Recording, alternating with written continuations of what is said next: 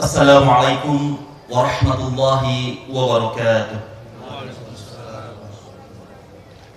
Alhamdulillah, alhamdulillahilladzi nahmaduhu wa nasta'inuhu wa nastaghfiruhu wa nastahdihi wa natubu ilaihi wa na'udzu billahi min syururi anfusina wa min sayyiati a'malina. Man yahdihillahu fala mudilla lahu wa man yudlilhu fala hadiya lahu. Asyhadu an la ilaha illallah wahdahu la syarika lah wa asyhadu anna Muhammadan abduhu wa rasuluhu alladzi la nabiyya wa la rasula ba'dah. Allahumma salli wa sallim wa barik ala hadzal nabiyil karim sayyidina Muhammadin wa ala alihi wa ashabihi wa junudihi wa ansarihi wa man tabi'ahu bi ihsanin ila yaumiddin. Amma ba'du, faya ayyuhal hadirun, usikum wa nafsi bitaqwallahi wa ta'atihi faqad fazal muttaqun. Faqad qala Allah ta'ala fi kitabihil karim wa huwa asdaqul qailin. A'udzu billahi minasy syaithanir rajim. Ya ayyuhalladzina amanu taqullaha haqqa tuqatih wa la tamutunna illa wa antum muslimun. Allahu akbar, Allahu akbar, Allahu akbar. La ilaha illallah wallahu akbar, Allahu akbar, walillahil hamd. A'idin, a'idat, hadirin hadirat rahimani wa rahimakumullah. Kembali kita panjatkan puji tasyukur kehadirat Allah Subhanahu wa taala, di mana pada Ramadan tahun ini begitu banyak nikmat yang telah diberikan oleh Allah Subhanahu wa taala. Di antaranya adalah bagaimana kita melaksanakan ibadah Ramadan tahun ini. Dari mulai hari pertama sampai hari terakhir dan sampai hari ini kita berlebaran. Alhamdulillah kita bersama-sama melaksanakannya. Seluruh ormas Islam terbesar di Indonesia melaksanakan ibadah Idul Fitrinya berbarengan hari ini. Ini adalah merupakan satu nikmat yang telah diberikan oleh Allah Subhanahu wa taala kepada kita semuanya yang patut kita syukuri. Walaupun di akhir Ramadan kita melihat, membaca begitu banyak sekali fitnah-fitnah yang disebarkan oleh orang-orang yang tidak berkepentingan, orang-orang yang tidak punya hati nurani, orang-orang yang mengatasnamakan agama, yaitu terjadinya teror di mana-mana, mulai dari di Baghdad, kemudian di Bangladesh, kemudian di Madinah, dan terakhir kemarin di negara kita tercinta ini. Ini adalah satu upaya yang dilakukan oleh orang-orang yang tidak senang dengan bersatunya umat Islam. Kemudian mereka membuat opini seolah-olah ini yang melakukannya adalah orang-orang Islam. Hadirin hadirat aidin aidat rahimakumullah. Maka selayaknya kita pada kesempatan pagi hari ini bersyukur dan kembali bersyukur kepada Allah Subhanahu wa taala karena Allah telah memberikan nikmatnya kepada kita semuanya. Salawat salam juga kita sampaikan kepada baginda kita, Nabi dan Rasul terakhir. Tidak ada Nabi dan tidak ada Rasul setelahnya, yaitu Nabi Muhammad Rasulullah Sallallahu Alaihi Wasallam. Kepada keluarga, sahabat, serta umatnya, mudah-mudahan kita termasuk di dalamnya yang senantiasa istiqomah menjalankan ajaran risalahnya. Hadirin hadirat aidin aidat rahimani wa rahimakumullah. Salah satu hikmah yang bisa kita petik dari pelaksanaan ibadah Ramadan, khususnya ketika kita menjalankan ibadah saum, ada salah satu perintah Rasulullah Shallallahu Alaihi Wasallam untuk kita segera berbuka, yang kita kenal dengan takjilul fitri. Ketika azan berkumandang, maka Rasulullah Shallallahu Alaihi Wasallam memerintahkan kepada kita semuanya untuk segera berbuka. Rasulullah Shallallahu Alaihi Wasallam sampaikan, mazalan nasu fi khairin ma'ajalul fitro. Manusia itu akan senantiasa dalam kebaikan selama mereka menyegerakan berbuka. Maka hikmah dari menyegerakan berbuka ini harus kita juga laksanakan ketika kita menjalankan ibadah 11 bulan yang akan datang. Karena kalau kita menunda-nunda sesuatu yang baik, maka akan melahirkan 4 hal yang akan menjadi buruk kepada kita semuanya. Yang pertama, kalau kita menunda-nunda kebaikan, akan membuat motivasi kita menghilang, menurun. Yang kedua, kita akan kehilangan momentum. Kalau kita melambat-lambatkan satu pekerjaan yang baik, satu amal yang baik, maka kita akan kehilangan momentum. Yang ketiga adalah kita tidak akan mendapatkan nilai yang paling utama kalau kita menunda-nunda kebaikan. Dan yang keempat adalah yang paling merugikan adalah kehilangan kesempatan, sehingga kita mungkin tidak akan bisa melakukannya lagi karena kita keburu dipanggil oleh Allah Subhanahu wa taala. Nah, salah satu dari hikmah kita menyegerakan berbuka, yang pertama yang harus kita segerakan di dalam menjalankan roda kehidupan kita adalah segera dalam melakukan amal sosial. Di antara amal sosial itu adalah umpamanya kita bersilaturahim. Bersilaturahim dengan siapa? Yang pertama dengan orang tua kita. Karena orang tua kita adalah orang yang paling pertama harus disilaturahim. Subhanallah, salah seorang pengurus masjid di sini yang bernama Ustadz Haji Baihaqi, beliau menyempatkan diri selama bulan Ramadan ingin dekat dengan orang tuanya, ingin dekat dengan ibunya. Beliau tinggalkan Jakarta, beliau tinggalkan Masjid Al-Watoniyah hanya untuk ingin berkhidmat kepada ibunya. Ini adalah pengorbanan yang luar biasa. Berapa kali kita menghubungi orang tua kita? Berapa kali dalam sehari kita minta doa kepada orang tua kita? Alhamdulillah kalau orang tua kita dekat.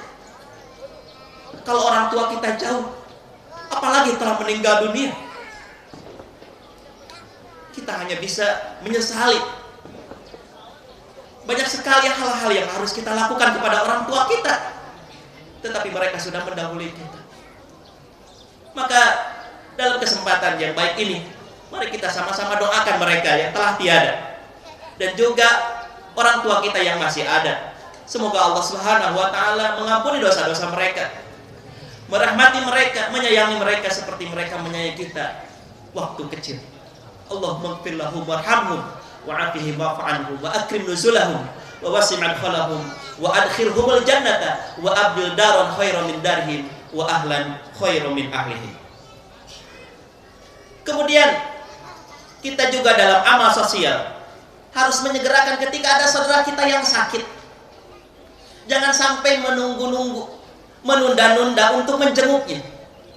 Karena salah satu kewajiban kita terhadap seorang muslim, hakul muslim hala muslim situn, kata Rasulullah. Hak muslim kepada muslim yang lain itu ada 6. Di antaranya adalah wa idza marida fa'udhu. Apabila dia sakit, maka tengoklah. Sekarang kita zaman media sosial. Ketika ada salah seorang anggota grup kita, baik di WA atau di BBM sakit, kita hanya sebatas mendoakan mereka. Padahal yang dianjurkan Rasulullah SAW itu bukan hanya sebatas mendoakan mereka, tetapi kita mendatanginya, menjenguknya. Karena pahala yang akan kita dapatkan kalau kita menjenguk orang yang sakit, seperti yang diriwayatkan oleh Imam Hakim. Hadis ini disahihkan oleh Al-Albani. Rasulullah SAW mengatakan, barang siapa yang menengok orang sakit pada pagi hari, maka ada 70.000 malaikat yang akan mendoakannya sampai sore hari. Dan barang siapa menengok orang sakit pada sore hari, maka ada 70.000 malaikat yang akan mendoakannya sampai pagi hari. Ini balasan bagi orang yang menengok orang yang sakit. Jangan sampai orang tersebut belum kita nengok beliau sudah pulang dari sakitnya. Atau yang lebih parah lagi adalah ketika mereka sudah meninggalkan kita semuanya. Maka dengan mengakhirkan perabatan perbuatan atau amal sosial seperti itu, maka yang akan terjadi di dalam diri kita adalah tinggal penyesalan. Allahu Akbar, Allahu Akbar, Allahu Akbar, walillahil hamd. Aidin aidat rahimani wa rahimakumullah. Kemudian yang kedua, hikmah dari ta'jilul fitri, menyegerakan berbuka itu adalah segeralah bertaubat. Segeralah kembali kepada Allah Subhanahu wa taala. Karena tidak ada satu makhluk pun di muka bumi ini, manusia dan jin, yang tidak melakukan dosa. Rasulullah SAW sampaikan, kullu bani Adam khata'un. Setiap anak Adam itu pasti melakukan dosa. Wa khairul khata'ina at-tawwabun. Dan sebaik-baik orang yang melakukan dosa adalah orang yang segera bertobat kepada Allah Subhanahu wa taala. Semua, hatta al-anbiya war rusul, bahkan para nabi dan rasul pun melakukan dosa. Apa buktinya? Ketika nanti kita berkumpul di padang mahsyar, matahari begitu dekatnya dengan kepala kita, diperkirakan dekatnya adalah sekitar 1 mil. Maka pada waktu itu kita akan merasakan kesusahan yang luar biasa. Maka kemudian kita akan berbicara dengan yang lainnya untuk mencarikan syafaat. Maka datanglah kita kepada Nabi Adam. Tetapi Nabi Adam tidak bisa memberikan syafaat kepada kita karena beliau pernah melakukan dosa, melanggar larangan Allah Subhanahu wa taala. Datang lagi kepada Nabi Nuh, begitupun Nabi Nuh tidak bisa memberikan syafaat kepada kita karena beliau merasa bahwa beliau mendapatkan satu momentum yang diberikan oleh Allah Subhanahu wa taala, yaitu doanya yang dikabulkan. Beliau pergunakan doa itu untuk menyiksa kaumnya. Yang ketiga, kita juga datang kepada Nabi Musa alaihissalam. Nabi Musa pun tidak bisa memberikan syafaat kepada kita karena beliau pernah melakukan dosa, yaitu membunuh orang Kibti, keturunan jadi Fir'aun. Kemudian yang keempat juga datang kita kepada Nabi Ibrahim alaihissalam. Kita pun tidak bisa mendapatkan syafaat dari Nabi Ibrahim karena Nabi Ibrahim pernah berbuat dosa selama hidupnya, yaitu berdusta 3 kali dalam seumur hidupnya. Kita juga datang kepada Nabi Isa alaihissalam, tapi beliau pun tidak bisa memberikan syafaat kepada kita. Hanya Rasulullah SAW yang bisa memberikan syafaat kepada kita semuanya. Ini menunjukkan bahwa semua manusia yang ada di muka bumi ini pasti melakukan dosa. Maka sebaik-baik kita adalah orang yang segera bertaubat kepada Allah Subhanahu wa taala. Allah sampaikan dalam surah Ali Imran ayat 133, wasari'u ila magfiratin min rabbikum wa jannatin arduhas samawati wal ard uiddat lil muttaqin. Maka bersegeralah untuk mendapatkan, untuk menggapai, meraih magfirah, ampunan dari Allah Subhanahu wa taala, dan juga surga yang luasnya seluas langit dan bumi yang disediakan bagi orang-orang yang bertakwa. Artinya kalau kita bersegera dalam tobat kepada Allah Subhanahu wa taala, maka kita termasuk hamba-hamba Allah yang bertakwa kepadanya. Kemudian di dalam hadis riwayat Imam Ahmad juga Rasulullah SAW menyampaikan bahwa Allah begitu cintanya kepada orang yang mau bertobat kepadanya. Innallaha yuhibbul 'abdal mu'mina muqtana at-tawwab. Sesungguhnya Allah Subhanahu wa taala sangat menyukai dan mencintai seorang mukmin yang terjerumus ke dalam dosa tetapi kemudian dia segera bertobat kepada Allah Subhanahu wa taala. Bahkan di dalam hadis riwayat Imam Al-Bukhari dan Muslim, Rasulullah SAW yang menyampaikan kepada kita semuanya bagaimana senangnya dan juga gembiranya Allah Subhanahu wa taala ketika ada hambanya yang bertobat kepadanya. Bahkan gembiranya Allah Subhanahu wa taala melebihi gembiranya seseorang yang bepergian dengan membawa seekor unta. Di dalam untanya tersebut beliau membawa berbagai macam perlengkapan, perbekalan baik dari makanan dan minuman. Tiba-tiba datang badai dan kemudian memisahkan antara dia dan untanya yang membawa perbekalan tersebut. Setelah dia mencari ke sana ke sini, keadaan yamut sampai dia itu merasa akan mati. Tiba-tiba terlihatlah untanya yang hilang karena badai tersebut. Dia begitu bahagianya, begitu senangnya. Nah, Allah Subhanahu wa taala lebih bahagia dari orang yang tadi ketika Allah Subhanahu wa taala mendapatkan hambanya bertobat kepada Allah Subhanahu wa taala. Hadirin hadirat aidin aidat rahimani wa rahimakumullah. Bahkan Allah Subhanahu wa taala lebih mencintai lagi kepada seorang pemuda yang segera bertobat kepada Allah Subhanahu wa taala. Kita melihat zaman kita sekarang ini luar biasa apa yang terjadi dengan remaja-remaja kita semuanya. Remaja-remaja kita semuanya ternyata lebih banyak melakukan amalan-amalan keburukan daripada melakukan amalan kebaikan.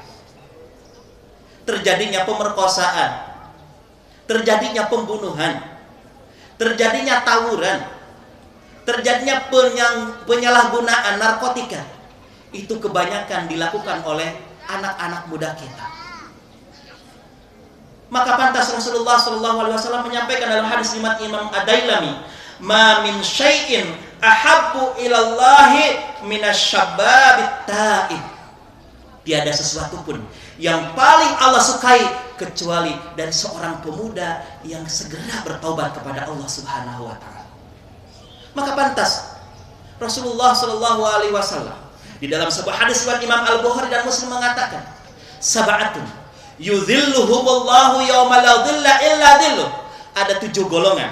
Nanti di akhirat kelak ketika matahari begitu teriknya, begitu dekatnya, Allah Subhanahu wa taala memberikan naungan bagi 7 golongan yang tidak ada naungan pada hari itu kecuali naungan dari Allah Subhanahu wa taala. Di antaranya adalah wasyabun nasya'a fi ibadatillah, yaitu seorang pemuda yang dia tumbuh berkembang dalam beribadah kepada Allah Subhanahu wa taala. Maka tadi disampaikan oleh pengurus masjid, alhamdulillah di Masjid Al-Watoniyah ini ada dari sekian banyak pemuda-pemuda yang mau berkecimpung membantu dalam memakmurkan Masjid Allah Subhanahu wa taala. Kita doakan semoga para remaja kita semakin bertambah yang mau peduli dan yang mau aktif di masjid dalam rangka memakmurkan Masjid Allah Subhanahu wa taala. Hadirin hadirat aidin aidat rahimakumullah. Kenapa kita harus segera bertaubat kepada Allah Subhanahu wa taala? Karena kita tidak tahu kapan akan datangnya ajal kita ini. Ajal tidak mengenal orang itu harus sakit dulu. Ajal tidak mengenal orang itu harus tua dulu. Tapi ajal itu akan datang kapan, di mana, dan bagaimana cara kita menemui ajal kita. Di zaman Nabi Sulaiman alaihissalam, ketika Nabi Sulaiman alaihissalam sedang berkumpul dengan para muridnya, di kesempatan yang itu ada juga salah seorang malaikat Allah Subhanahu wa taala menjelma menjadi seorang laki-laki, yaitu malaikat pencabut nyawa yang kita kenal dengan malaikat Ijrail. Malaikat Ijrail ini dalam kesempatan itu dia senantiasa melirik salah seorang dari murid Nabi Sulaiman alaihissalam. Selesai pertemuan, kemudian pemuda atau orang yang senantiasa dilihat oleh malaikat Ijrail ini datang kepada Nabi Sulaiman. Nabi Sulaiman, dari tadi Ijrail senantiasa memperhatikan saya. Saya menjadi takut kalau Ijrail itu datang ke sini untuk mencabut nyawa saya. Maka tolong pindahkan saya ke sebuah tempat yang jauh dari malaikat Ijrail. Maka kemudian dengan kekuasaan Allah Subhanahu wa taala yang diberikan kepada Nabi Sulaiman alaihissalam, orang tersebut dipindahkan dengan menggunakan awan yang tunduk kepada Nabi Sulaiman alaihissalam. Dia dipindahkan ke sebuah negara yang kita kenal sekarang dengan negara India.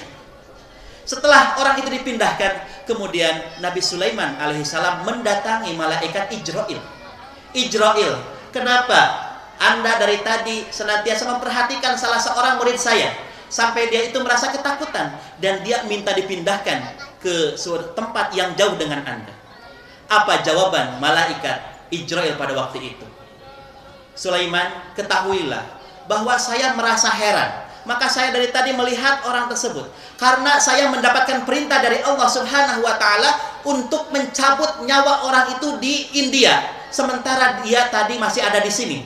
Sehingga saya merasa aneh. Artinya ketika seseorang lari dari kematian, maka sesungguhnya dia itu lari ke kematian yang lainnya. Maka kematian itu tidak akan tahu kapan dia akan datang, di usia berapa dia akan datang, dan sedang melaksanakan apa dia akan datang. Maka yang terbaik buat kita semuanya adalah segera bertaubat kepada Allah Subhanahu wa taala, memperbanyak istighfar. Lihat bagaimana Rasulullah sallallahu alaihi wasallam, yang Rasulullah sallallahu alaihi wasallam segala dosanya telah diampuni oleh Allah Subhanahu wa taala dengan turunnya surat Al-Fatah ayat kedua. Inna fatahna laka fatham mubina liyaghfirallahu laka ma taqaddama min dzambika wa ma ta'akhkhar wa yutimma ni'matahu 'alaika wa yahdiyaka siratan mustaqim. Bahwa Allah Subhanahu wa taala telah mengampuni dosa Rasulullah sallallahu alaihi wasallam, baik yang Rasulullah sallallahu alaihi wasallam telah lakukan atau yang akan Rasulullah lakukan, Allah Subhanahu wa taala telah ampuni. Tapi lihat apa yang dilakukan Rasulullah sallallahu alaihi wasallam. Dalam sehari semalam tidak kurang dari 100 kali Rasulullah sallallahu alaihi wasallam memohonkan ampun kepada Allah Subhanahu wa taala, beristighfar kepada Allah Subhanahu wa taala. Apalagi kita yang senantiasa melaksanakan dosa kepada Allah Subhanahu wa taala, maka tentunya harus lebih banyak lagi beristighfar, memohon ampun terhadap dosa yang kita lakukan kepada Allah Subhanahu wa taala. Aidin aidat rahimani wa rahimakumullah. Allahu akbar, Allahu akbar, Allahu akbar, walillahil hamd. Kemudian yang ketiga, hikmah dari takjilul fitri, menyegerakan berbuka, itu adalah segeralah dalam beribadah kepada Allah Subhanahu wa taala. Kita dilatih selama bulan Ramadan untuk senantiasa mentaqarrubkan diri kepada Allah Subhanahu wa taala.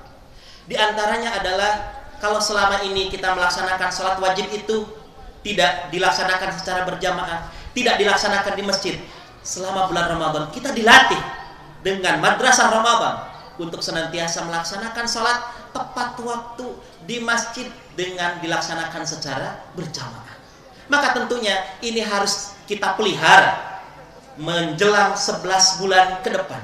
Apalagi Syawal. Syawal itu artinya peningkatan.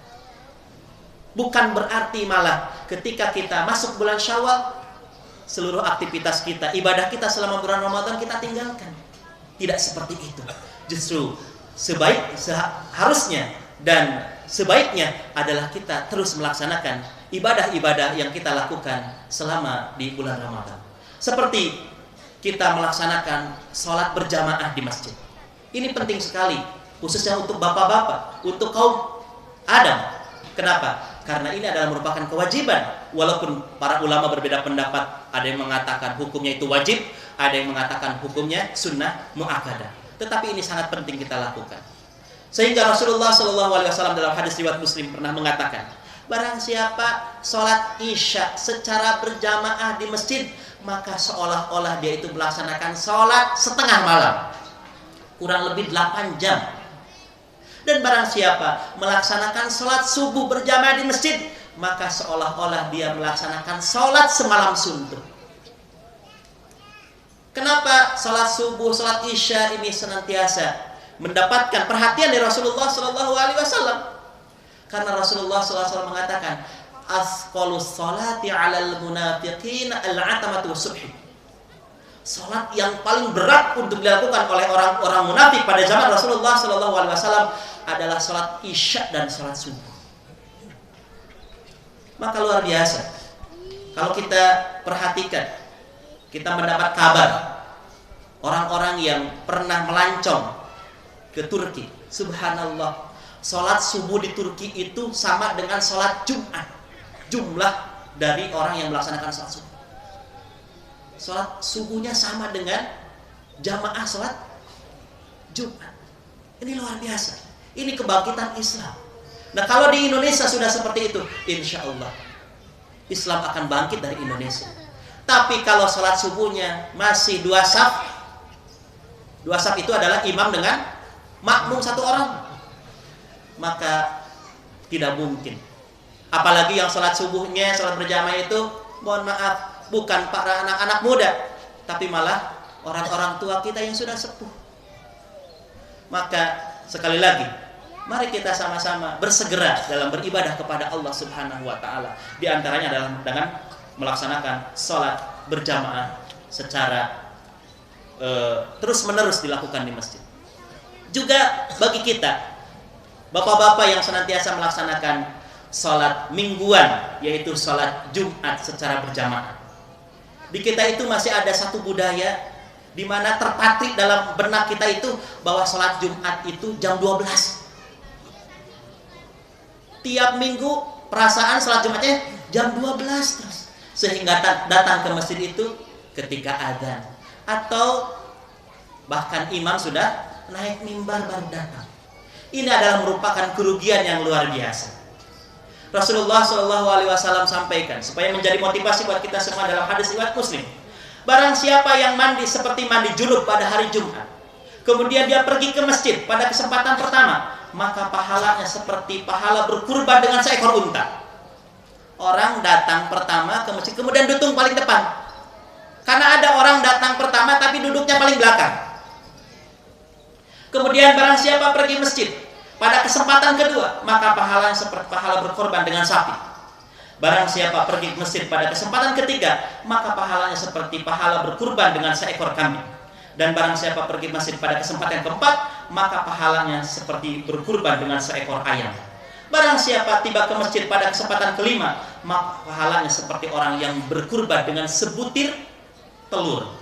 Jika imam telah keluar, kemudian para malaikat hadir mendengarkan khutbah, maka tidak ada kesempatan lagi bagi orang untuk mendapatkan fadilah datang ke masjid duluan. Selama imam belum datang, belum naik mimbar.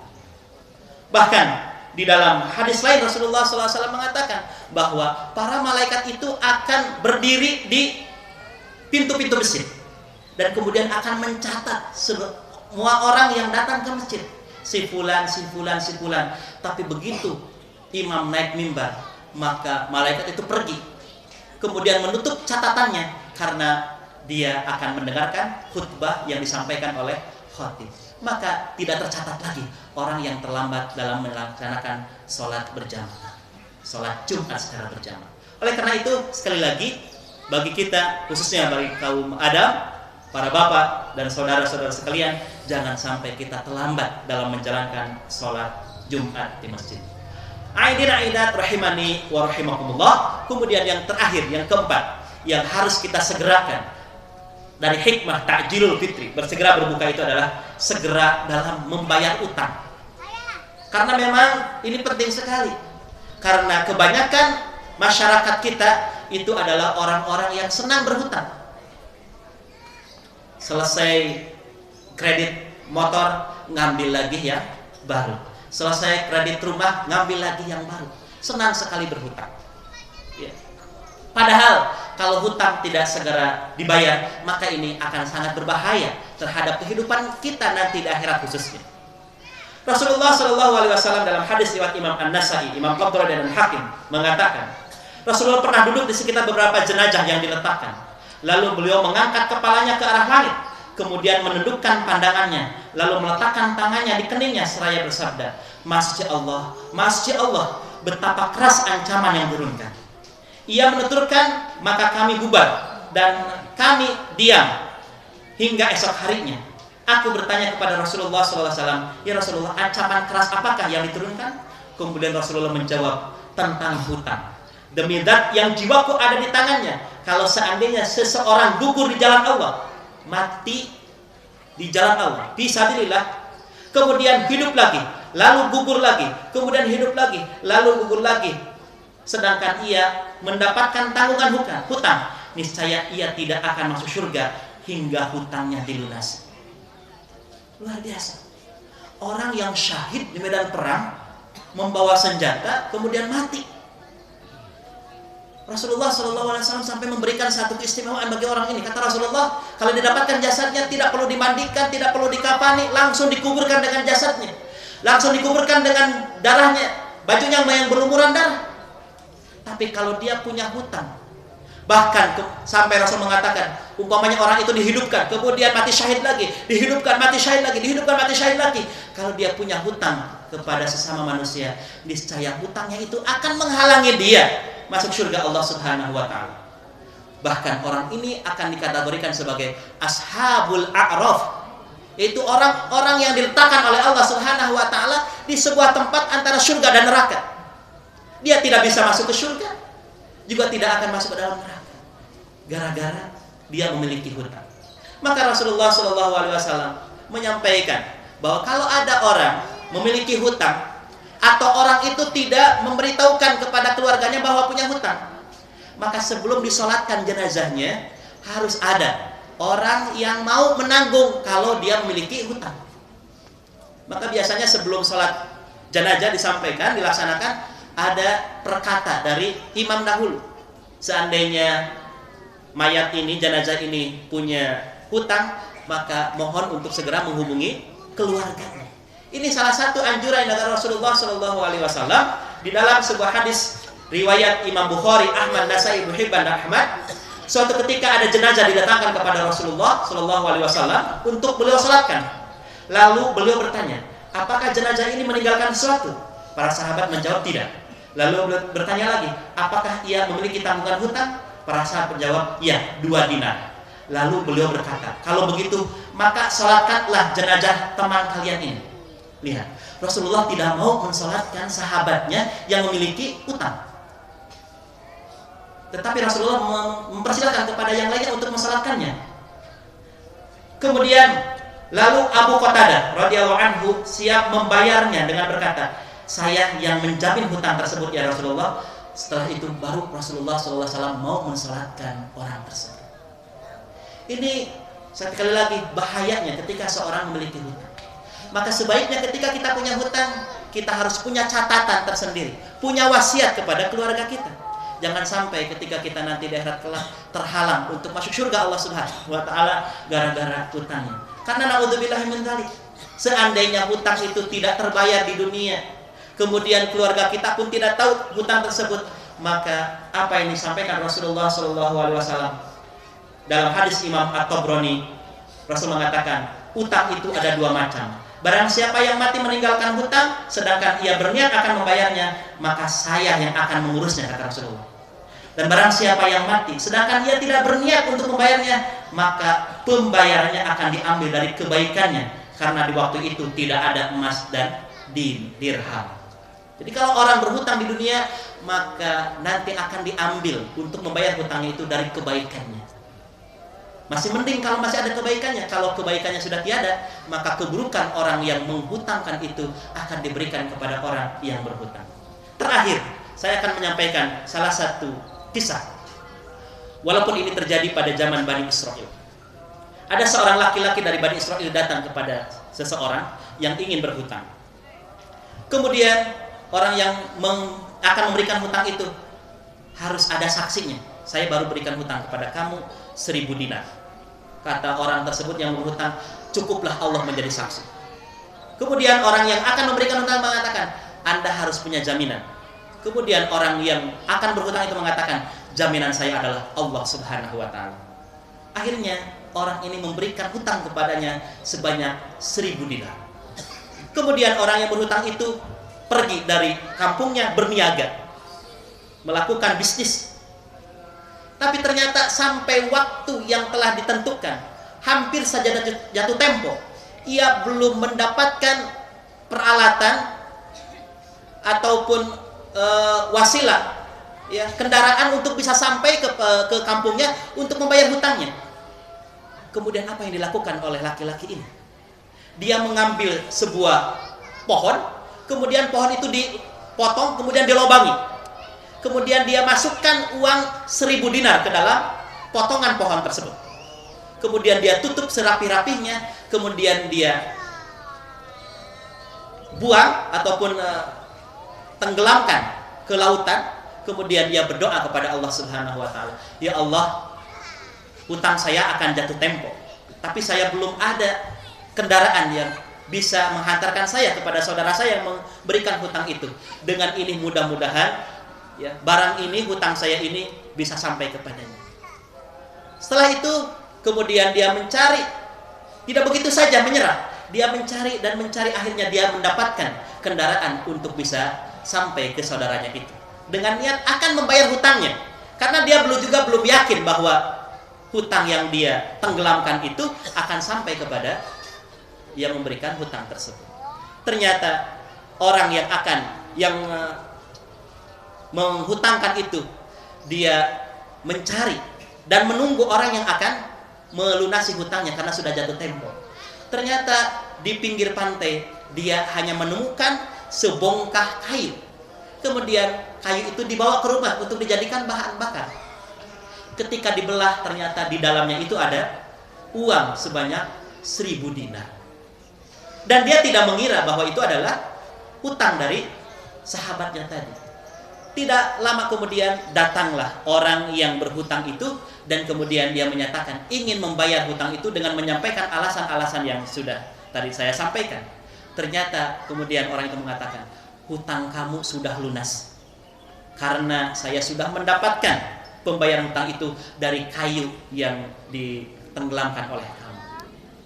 Kemudian orang itu akhirnya tidak jadi membayarkan hutangnya 1000 dinar karena sudah dilunasi tadi. Lihat bagaimana orang ini begitu bersusah payahnya untuk bisa segera menunaikan hutangnya, untuk membayar hutangnya, sampai berusaha sekian kerasnya, berusaha dengan berbagai macam cara untuk bisa melunasi hutangnya. Maka sekali lagi, kalau kita punya hutang, maka segeralah dilunasi, jangan ditunggu-tunggu, apalagi tidak ada niatkan dalam dirinya untuk melunasinya. Karena Allah Subhanahu wa taala mengatakan di dalam hadis qudsi, barang siapa yang berhutang kemudian meniatkan dalam dirinya untuk tidak membayarnya, maka Allah tidak akan memberikan jalan untuk dia bisa membayar hutangnya.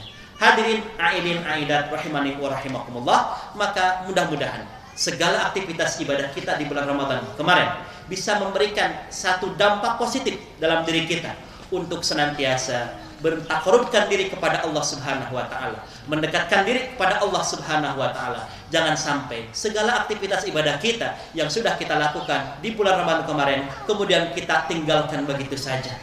Tetapi harus kita pertahankan, paling tidak sama dengan Ramadan yang kita lakukan. Salat tahajudnya, salat qiyamul lailnya, kemudian baca Al-Qur'annya, kemudian sedekahnya, dan ibadah-ibadah yang lainnya harus kita pelihara. Karena Ibnu Qayyim Az-Zaujiyah pernah mengatakan, sesungguhnya orang yang mendapatkan Lailatul Qadar itu adalah orang yang ketika keluar dari bulan Ramadan, dia bisa melaksanakan seluruh aktivitas ibadah di bulan Ramadan 11 bulan yang akan datang. Itulah hakikatnya orang yang mendapatkan Lailatul Qadar, karena dia akan senantiasa mendapatkan bimbingan dari para malaikat untuk senantiasa mentakarubkan diri kepada Allah Subhanahu wa taala. Aidin, aidat rahimani wa rahimakumullah. Barangkali ini yang bisa saya sampaikan dalam kesempatan khutbah yang ringkas ini. Mudah-mudahan apa yang saya sampaikan ini bisa bermanfaat, khususnya bagi khatib yang menyampaikan, umumnya bagi hadirin hadirat yang mendengarkan. Mudah-mudahan Allah Subhanahu wa taala menerima segala ibadah kita kepadanya selama bulan Ramadan ini, dan juga mudah-mudahan kita bisa disampaikan dengan Ramadan yang akan datang, sehingga kita bisa terus meningkatkan amaliyah ibadah kepada Allah Subhanahu wa taala. A'udzubillahi minasyaitonirrajim. Bismillahirrahmanirrahim. Innallaha wa malaikatahu yusholluna 'alan nabi. Ya ayyuhalladzina amanu shallu 'alaihi wa sallimu taslima. Allahumma shalli 'ala sayyidina Muhammadin fil awwalin wal akhirin. Wardallahu man sadatina Abi Bakrin wa Umar wa Utsman wa Ali wa li sahabati ajma'in wa tabi'in wa tabi'ihim bi ihsan ila yaumiddin. Allahumma ighfir lil muslimina wal muslimat wal mu'minina wal mu'minat al ahya'i minhum wal amwat innaka sami'un qaribun mujibud da'wat wa yaqdil hajat. Rabbana ighfir lana wa li ikhwanina alladhina sabaquna bil iman wa la taj'al fi qulubina ghillan lil ladzina amanu rabbana innaka ra'ufur rahim. Rabbana hab lana min azwajina wa dhurriyyatina qurrata a'yun waj'alna lil muttaqina imama. Allahumma ansur mujahidina fi Filastin. Allahumma ansur mujahidina fi Suriah. Allahumma ansur mujahidina fi Misr. Allahumma ansur mujahidina fi Afghanistan. Allahumma ansur mujahidina fi Aman. Allahumma ansur mujahidina fi Shishan. Allahumma ansur ikhwanana fi Rohingya. Allahumma ansur ikhwanana fi Rohingya. Allahumma ansur ikhwanana fi Rohingya. Allahumma ansur ikhwanana fi Tolikara. Allahumma ansur ikhwanana fi Indonesia wa fi kulli zamanin wa fi kulli makan. Allahumma inna nas'aluka salamatan fid din wa ziyadatan fil ilmi wa barakatan fil rizqi wa taubatan qabla al-maut wa rahmatan 'inda al-maut wa maghfiratan ba'da al-maut.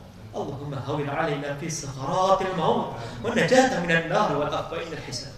Rabbana ighfir lana wa liwalidina وارحمهما كما ربوني صغارا ولجميع المسلمين والمسلمات والمؤمنين والمؤمنات الأحياء منهم والأموات إنك السميع القريب مجيب دعوة ويقضي الحاجة ربنا آتنا في الدنيا حسنة وفي الآخرة حسنة وقنا عذاب النار وصلى الله على سيدنا محمد وعلى آله وأصحابه أجمعين سبحان ربك رب العزة عما يصفون والسلام على المرسلين والحمد لله رب العالمين.